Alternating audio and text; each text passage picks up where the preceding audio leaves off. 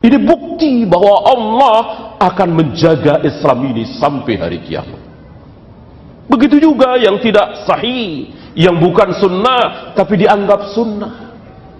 Dari mulai awal-awal, kan dari sahabat sendiri sudah mengatakan bahwa kunut subuh muhdas, bid'ah.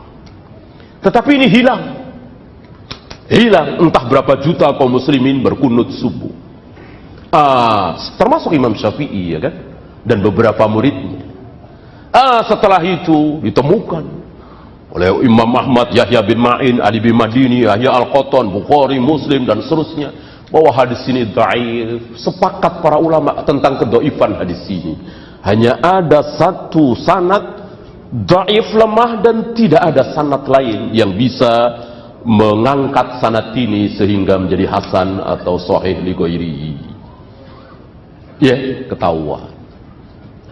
Gitu.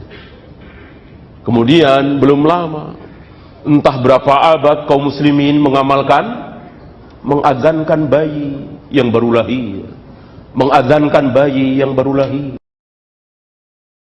Hadis ini ternyata hadis ini dhaif. Ini bukti. Inna nahnu nazzalna dzikra wa inna lahu lahafidun. Kami turunkan Al-Quran dan kami jaga keasliannya. Al-Quran doang percuma kalau Al-Quran doang. Karena Al-Quran tidak bisa difahami tanpa hadis. Bisakah antum ruku sujud, dan itu perintah Al-Quran, irka'u wasjudu, rukuklah kalian, sujudlah kalian. Bisakah antum ruku sujud tanpa hadis? Tentu tidak bisa. Yang menjelaskan ruku itu seperti apa, sujud itu seperti apa, bahwa ketika kita ruku, ketika Nabi ruku, maka seandainya ada ember baskom berisi air diletakkan di punggung Nabi, tidak tumpah, berarti kan tidak miring, tidak begini, tapi rata. Ketika sujud, ketika ruku itu beliau renggangkan, buka jari-jari beliau. Beda ketika sujud, dirapatkan. Beda pula ketika takbir, tidak terlalu rapat, tidak terlalu renggang. Ini semua dijelaskan di mana? Di hadis. Di hadis Nabi alaihi salatu wassalam. Bagaimana beliau menjauhkan siku dari pinggang, yang Ummu Salamah mengatakan seandainya ada anak kambing yang lewat di bawah ketiak beliau, bisa. Berarti beliau tidak rapat seperti itu, atau sedikit. Kemudian telapak kaki kiri dan kanan beliau dirapatkan ketika sujud. Ini semua ada di hadis, tidak ada di Al-Quran. Nah, sekarang Al-Quran dijaga oleh Allah, tapi hadis tidak dijaga oleh Allah. Percuma. Sekedar lafadznya saja, pengamalannya keliru. Maka bukan hanya Al-Quran yang dijaga, tapi hadis juga dijaga. Barangkali ada pertanyaan, kalau dijaga kenapa ada hadis palsu, maudhu, dhaif?